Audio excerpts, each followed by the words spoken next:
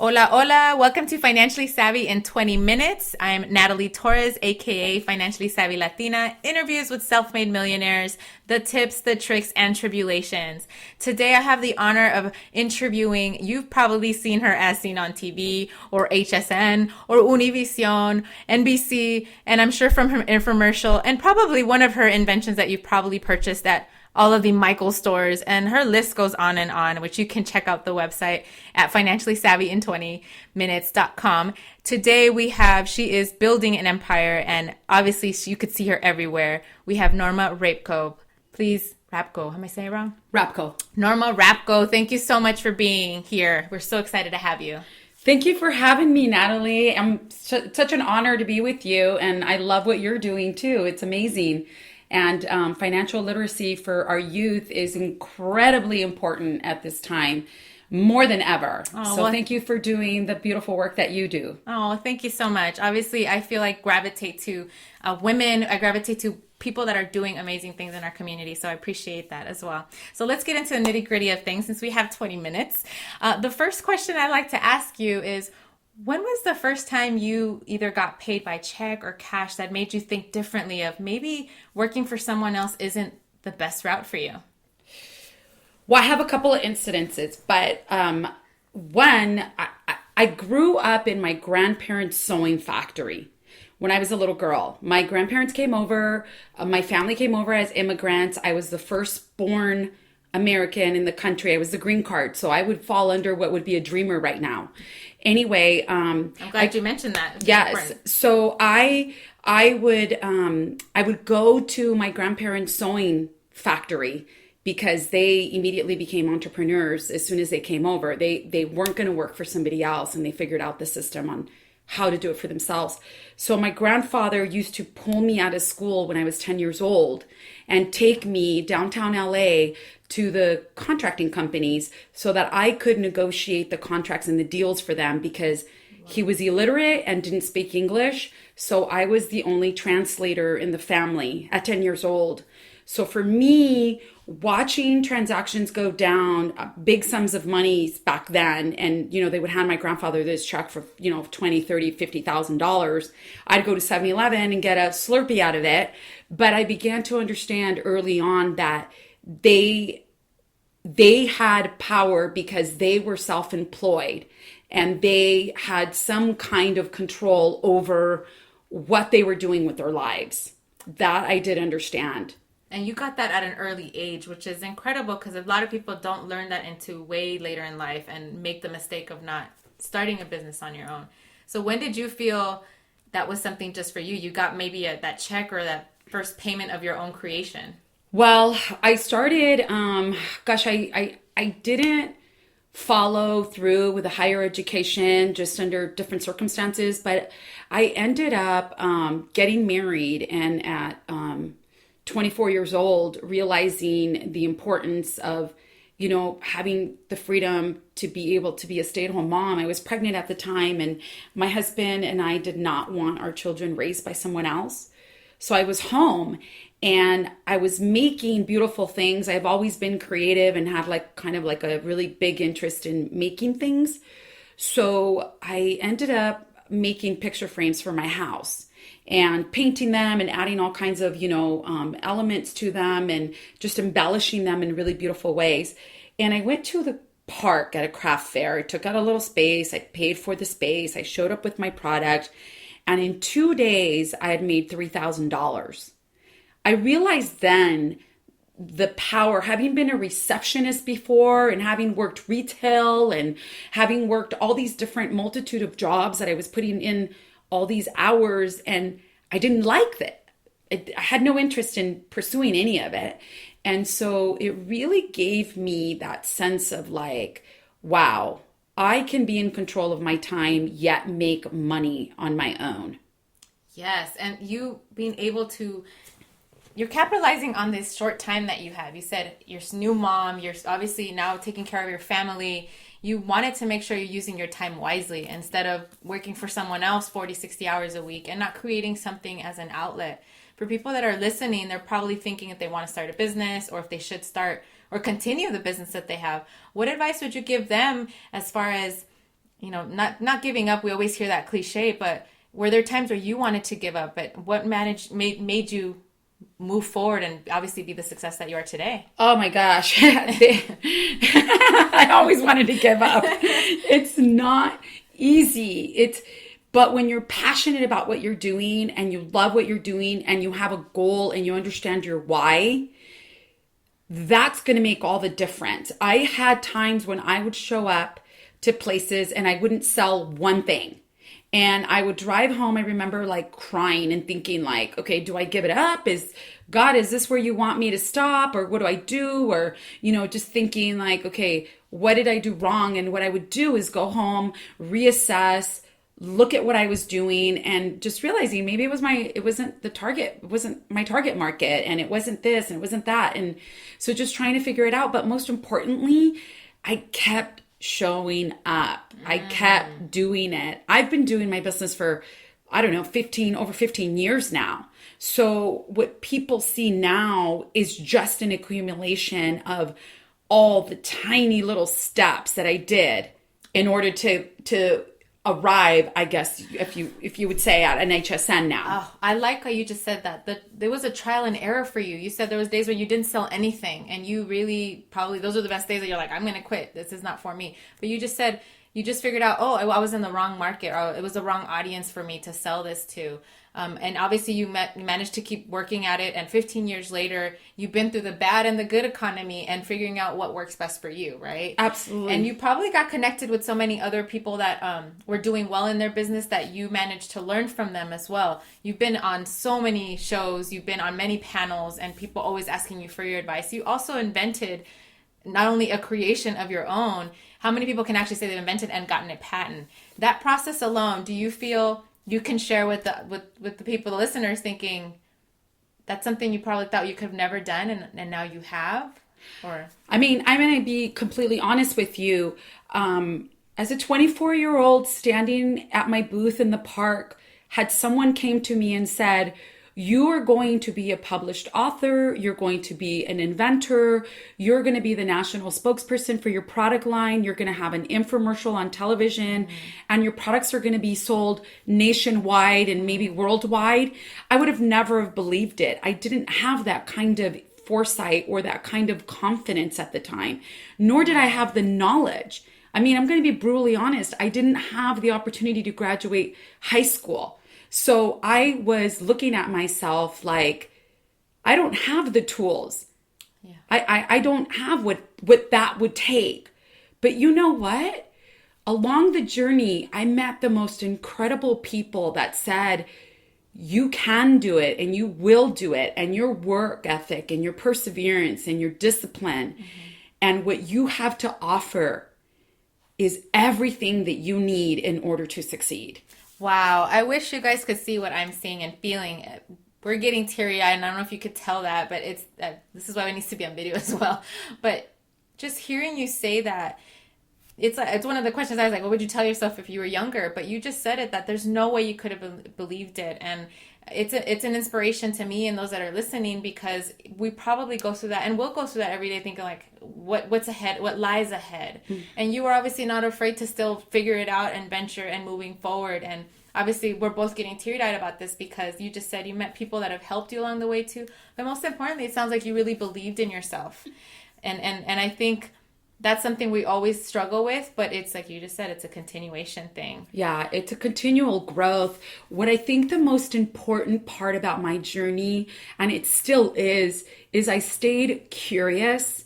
I wanted to learn, and I wanted to do the best that I could possibly do, and I wanted to be the best that I could possibly be for myself. Yes. And so I believe, having not graduated, and I know because my business coach said this to me, that in a way that propelled me even further, because I was hungry, I wanted it. And so I stayed on course even when things got really difficult, because I didn't want to quit at it, because I had felt like I had quit before. And so I learned my own lesson in what showing up can do for you. Yes. And you said a business coach. So that's something that happens to deal with a lot with the financial side of it. So you've probably gotten many advice from your business coach and others. What's the best money advice you've received with your business? Look at your numbers every single day. Look at your numbers. Look at what the numbers are doing.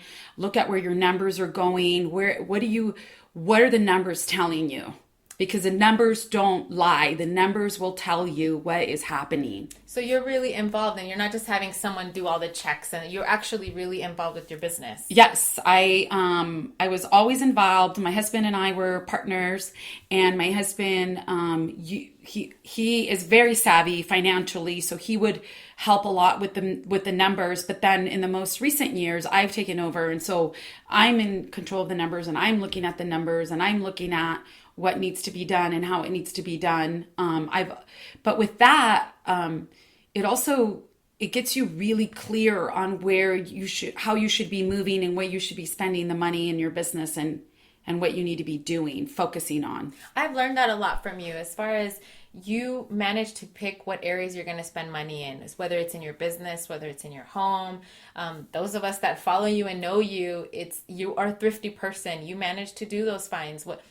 Do you think that's something, advice you want to give other people, saying how you shop, how you build your business? My husband taught me how to be very frugal. I was not a frugal girl when I married him. And what I learned was I became really conscious and really thrifty. Like, for example, I shop a lot at the thrift stores. I love to upcycle. In fact, that was one of the beautiful things about my business. My business was about upcycling. I was taking old windows that nobody wanted, and I was creating a new use for them and turning them into beautiful like home decor products and art products. Brilliant. And so I was making money from upcycling things, from reusing and repurposing, which is really important in our society today. So yes, I'm a big antique person. In fact, the chair Natalie is sitting on was gifted to me from my sister-in-law, and I love it. It was somebody else's. It has history to it. Not only that, the craftsmanship from those times we don't get anymore. But I learned how to make something that looked like maybe it was somebody else's trash spectacular. And if you come into my home, the majority of the things in my home are upcycled, reused. They're things that people gift me. In fact, Natalie showed up at my doorstep today with a little step stool because she thought I would like it. I'm going to do something fun with it. Oh, I know. But yeah, so being frugal in your life, gosh, there's so many stories I can't even get into. But that's why we'd love to have you back. But I think you're hitting the point, because I think there's that misconception that bling bling and the big things in life are what makes people successful and makes them millionaires. And that's not the truth. Is you saying you're starting off frugal. I like you said frugal because that is a true word, especially when it comes to financial literacy. But it's you managed to pick those things that you can make beautiful. It's created the business that you have. You've come up with those inventions. If you can share, how did you come up with creating an invention, first of all? So with the products that we were creating, we were embellishing picture frames, candles, home decor stuff. I mean, just albums, everything. And we were adding crystals, bling, to everything. And because we were manufacturing and we were doing all the artwork by hand in-house and selling to hundreds of stores nationwide, time was of the essence. And that was time consuming. And so it was costing us money. And I came up with the idea and mentioned it to my husband one day. And he said, that's absolutely totally doable.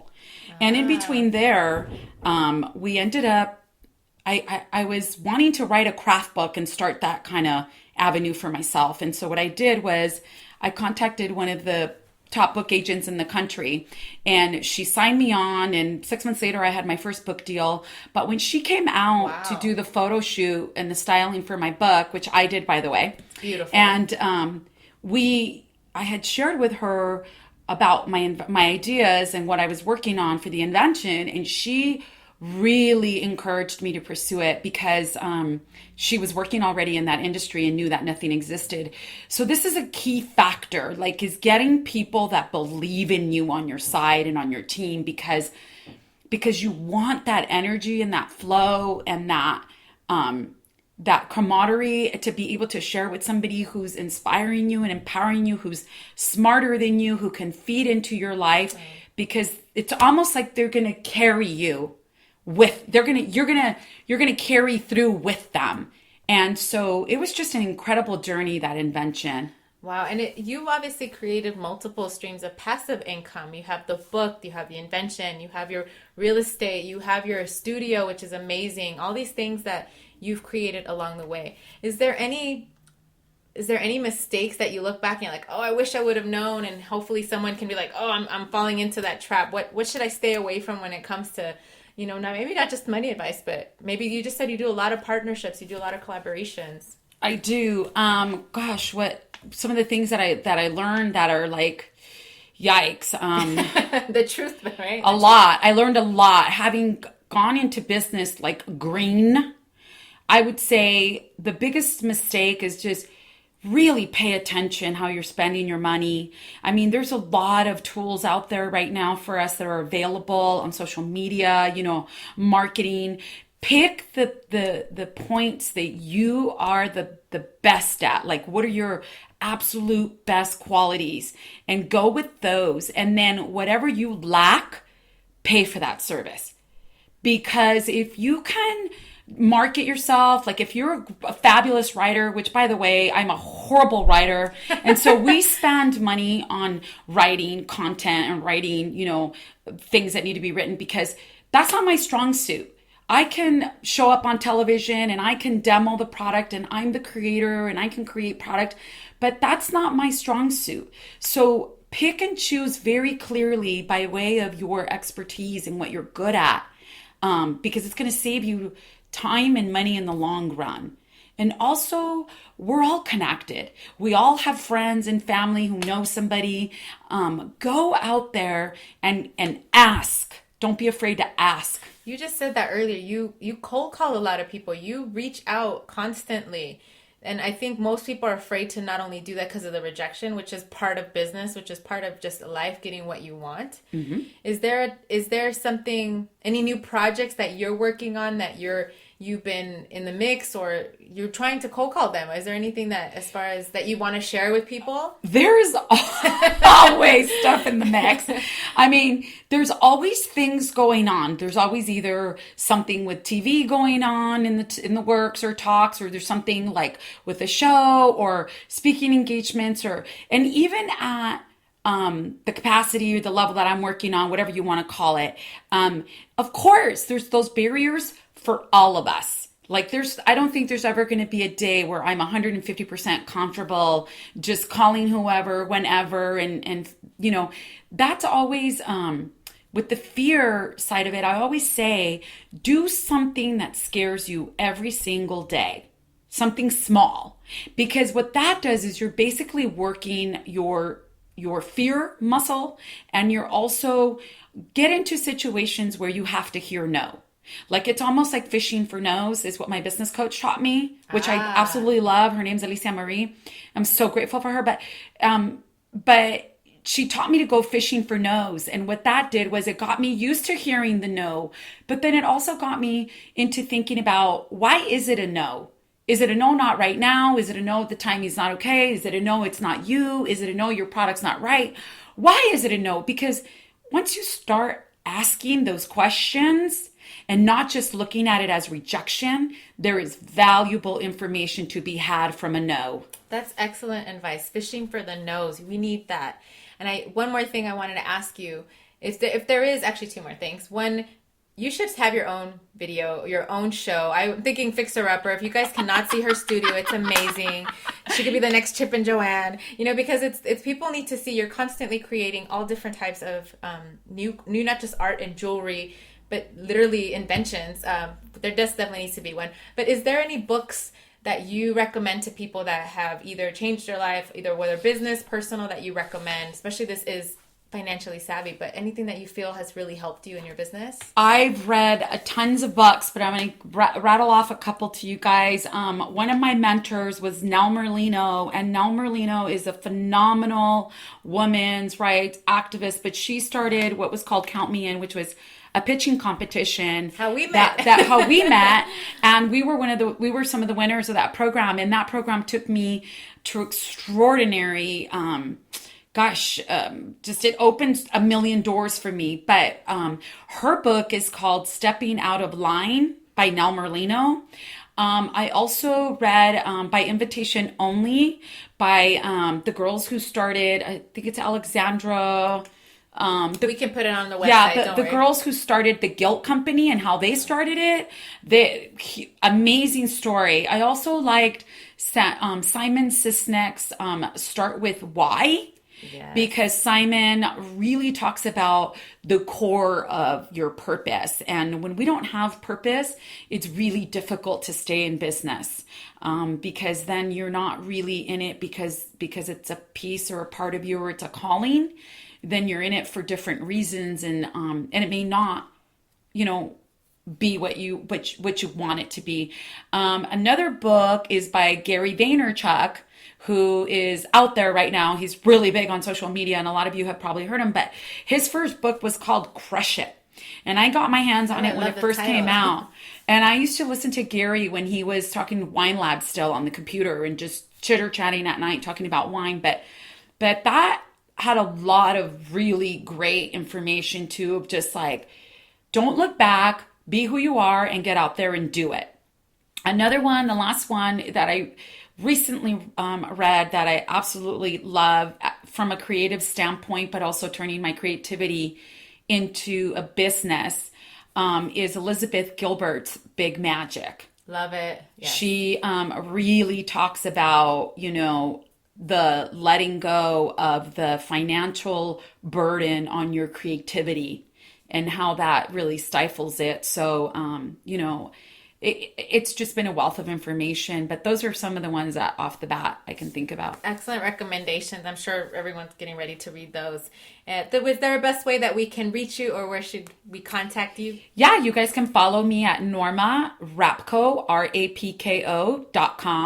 And we're on all social media. I'm on Pinterest, Instagram, LinkedIn. The only one I have issues with is Twitter. I haven't gotten the hang of Twitter. We'll get through that one as yes. well. We'd love to have you back, because I'm sure we can keep talking about so many different areas and continue this conversation alone on business. I know so many people want more.